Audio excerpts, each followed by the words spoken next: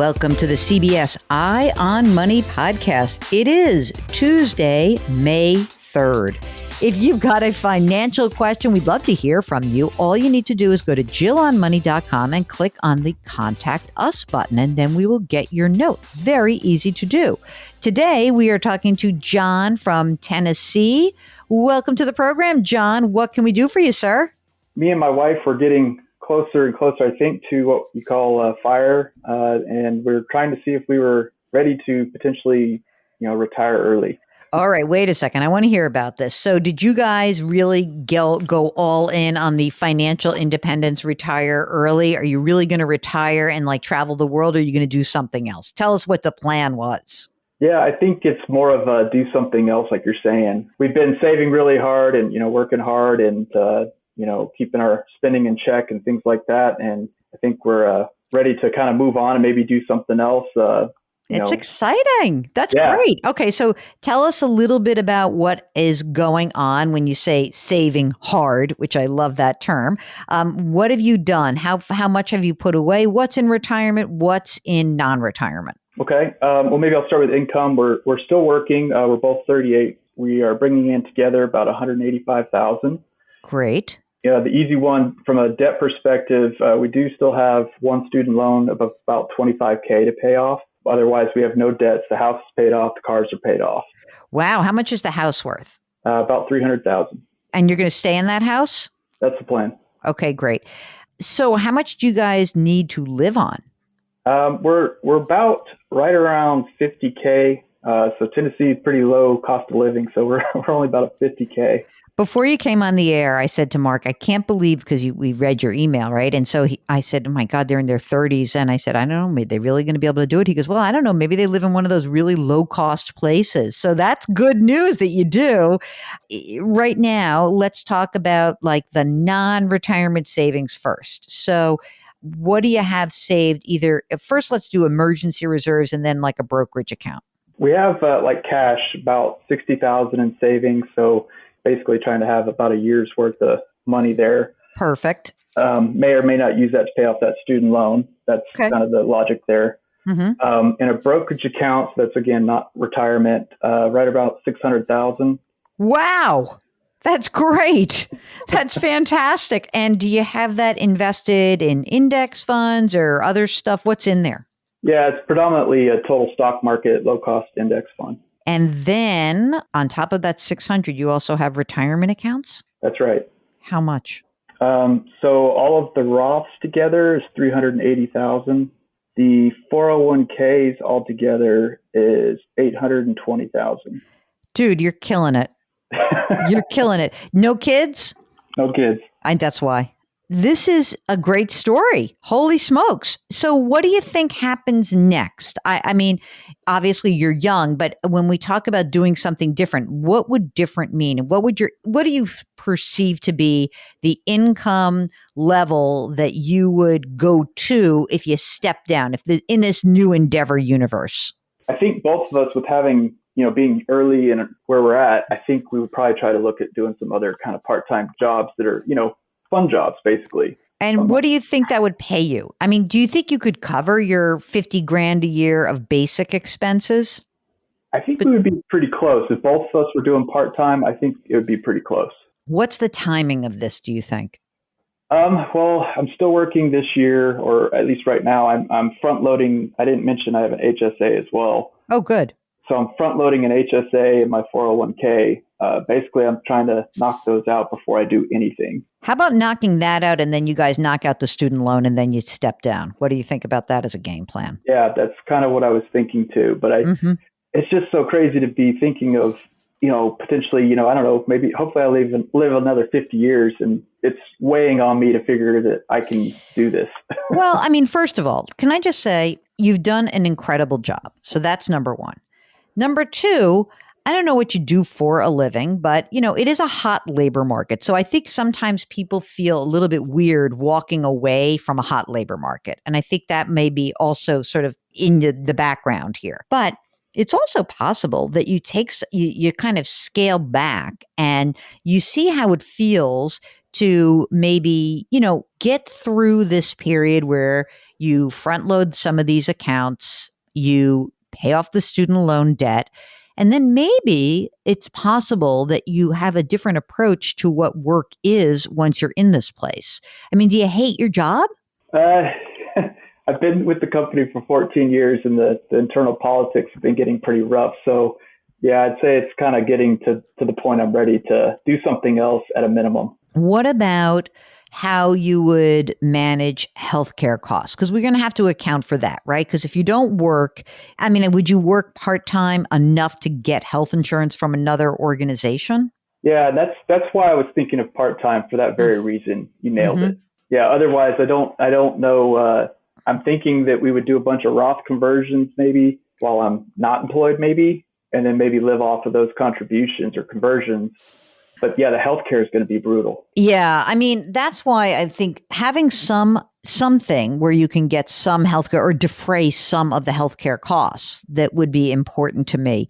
I mean, I think if you slowly convert, I say slowly convert, and you guys are, let's say you'll be in the 12%, basically, right? If you're in the 12%, you could convert staying in the 12%, or you could decide that you'd like to convert and be in the 22%. It depends how quickly. I mean, look, I don't know how long this is all going to last. I sort of feel like we're living on borrowed time with the Roth, not the Yep. account itself, but the ability to convert. If you want to try to accelerate that while you can, that's fine. If you want to do it slowly and roll the dice, it's not that big a deal, right? But it would be nice to have the amount of money in your traditional environment versus Roth be more equalized, which I think you're also considering as well. And you can pay the tax that's due. I mean, you've got the brokerage account, so you can live on some of that money. You could say, I want to be able to access this to either convert or conversely to spend some of the money. But it sounds like you're in really good shape as long as you tell me that these expenses are not going to balloon from 50 grand a year to 90 grand a year. Yeah, very very valid point. But I feel like I've been saving so hard for so long. I just don't see that in myself. Just switching to that logic.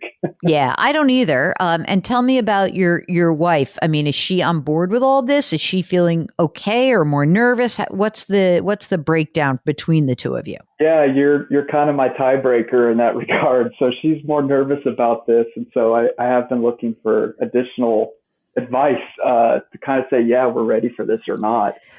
First of all, I want to just say this, that I very rarely go against the wife. I want to be clear. I really don't. I don't like to do it. It's like we have a sisterhood. We are connected. Okay. That said, I think that you guys are in good shape. It would be both of you doing this. In other words, if she were to feel nervous, would she keep working and you could step away? Is that a possibility? I think that's exactly what's probably going to happen. Okay. I was gonna say, if she keeps working, does she keep getting healthcare? Yes, she would.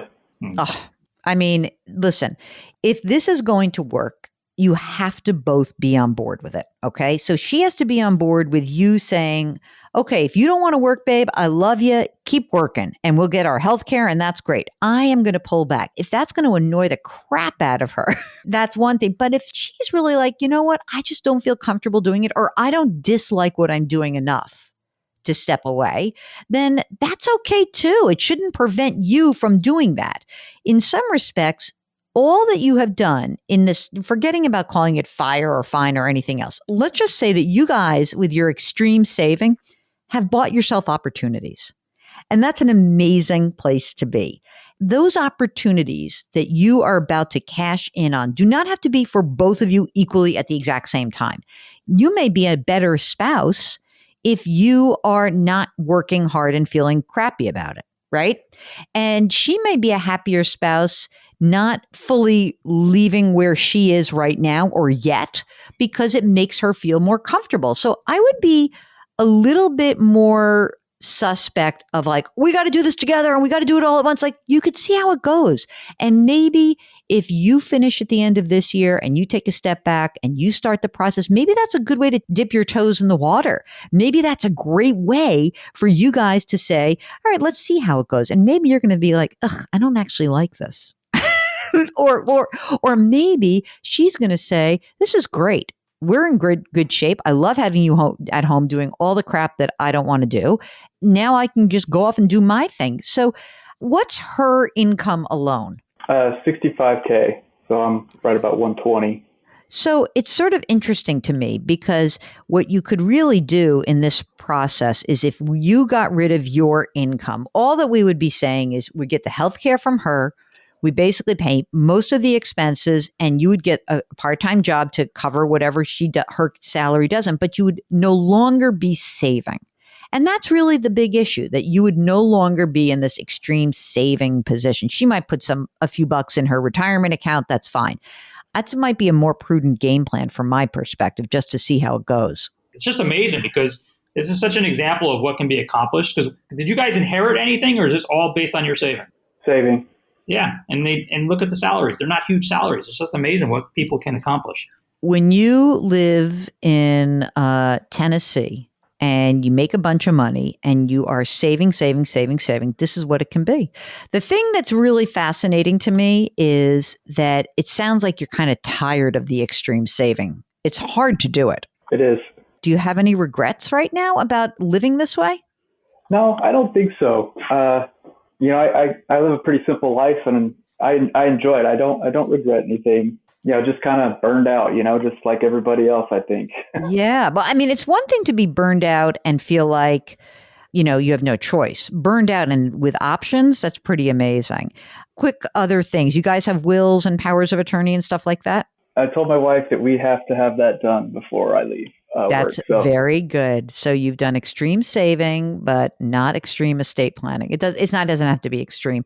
Hey, listen, John, you're in fantastic shape. Keep in touch with us. Let us know how it goes. Tell your wife to keep working. It sounds like you're in really, really a fine place. See, get it? Fine. Financial independence, new endeavor, next endeavor, whatever it is.